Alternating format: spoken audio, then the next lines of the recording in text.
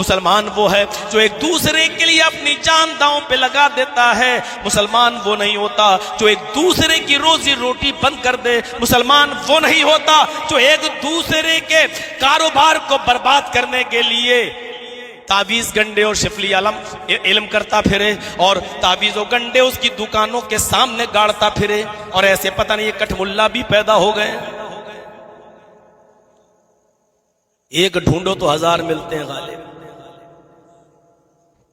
मौलवी साहब बहुत परेशान है। कहा क्या हुआ? मेरे बगल में एक दुकान है, मेरे पास कस्टमर आते ही नहीं, उसकी दुकान पे सब चले जाते हैं। तो चाहते क्या हो? चाहता ये हूं कि मेरी दुकान चले, उसकी बंद हो जाए, उसके कस्टमर टूट के मेरी दुकान पे आ जाए। मौलवी साहब के पास तुर्रा है। हम जैसे लोग 10 साल मदरसों में पढ़े, आज तक कोई कुरान की आयत ऐसी नहीं मिली कि दूसरे की दुकान बर्बाद हो जाए तेरी चले। और जितने स्टेज पे बैठे हैं इन मौलवियों से पूछो कोई ऐसी दुआ है? कोई ऐसी दुआ है कि मेरी चले और तेरी बंद हो जाए? 10 साल पढ़े, कुरान हदीस में ढूंढ ढूंढ के मर गए, मिली नहीं। इन कठमुल्लाओं के पास है, दे दी। और दी तो क्या कहा? चुपके से। अरे जब कुरान हदीस का इल्म है तो खुल के देना, चुपके से क्या? चुपके से रात में जब सब सो रहे हो तब तू जाना और उसकी दुकान के सामने गड्ढा खोद के उस तावीज को गाड़ देना। क्या होगा? बस उसके कस्टमर टूटना शुरू, तेरी दुकान आबाद होना शुरू। तो मैं ऐसे ये मुल्ला मौलवी खुद पैदा हो गए हैं। ये वो मौलवी हैं जो मस्जिदों में इमामत करते हैं। ये वो मौलवी हैं जो 5 टाइम की नमाज पढ़ाते हैं। ये वो मौलवी हैं जो जुमे के खुतबे में कुरान की आयत पढ़ के दर्स देते हैं कि तुम सब आपस में भाई भाई हो। यही मौलवी एक दूसरे को बर्बाद करने के लिए सिफली अमल कर रहा है, उल्टे सीधे शिरकिया मंत्र पढ़ के तावीज बना कर दे रहा है। हमें ऐसी कोई दुआ तो नहीं मिली, लेकिन हाँ हमने कुरान और हदीस में ऐसे बहुत से अमलियात देखे हैं। अल्लाह के रसूल ने ये बताया है कि ये अमल करो तो तुम्हारी भी दुकान चलेगी, तुम्हारे पड़ोसी की भी चलेगी। नबी अकरम ने हमें ये नहीं बताया कि किसी को बर्बाद करके आबाद बनो, आबाद हो जाओ। नबी ने ऐसे अमल बताए कि तुम्हारी भी दुकान चले, उसकी भी चले, और उस पर अमल करके सहाबा ने दिखाया। एक सहाबी है, कपड़े की दुकान है, कपड़ा बेचते हैं। उनके पड़ोस में भी एक सहाबी है, उनके भी कपड़े की दुकान है, वो भी कपड़ा बेच रहे हैं। एक सहाबी है, इनकी दुकान में सुबह एक कस्टमर आया, कपड़ा बिक गया। एक आया दोपहर में कपड़ा बिक गया। एक आया शाम को असर के बाद कपड़ा बिक गया। उन्होंने 3 कपड़े बेच दिए, लेकिन उनकी नजर है मेरे भाई का एक भी कपड़ा नहीं बिका। मेरे पड़ोस में जो मेरा दोस्त है, मेरा भाई, उसने दुकान खोली, उसकी दुकान पर एक भी कस्टमर नहीं आया।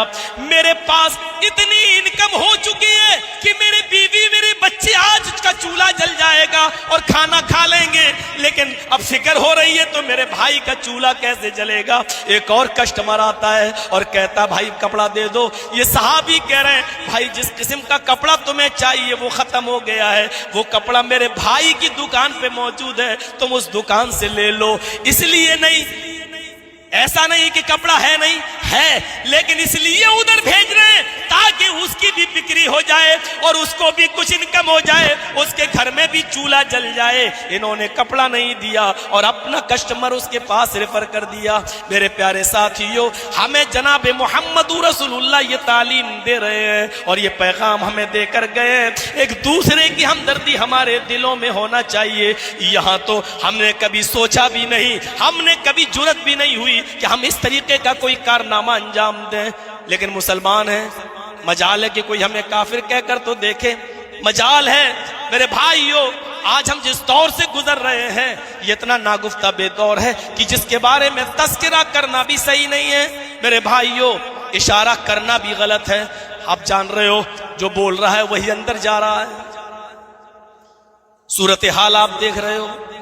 50 फिल्मी दुनिया के एक्टर्स ने मॉब लिंचिंग के खिलाफ एक लेटर लिखकर दिया कि ये सही नहीं हो रहा है।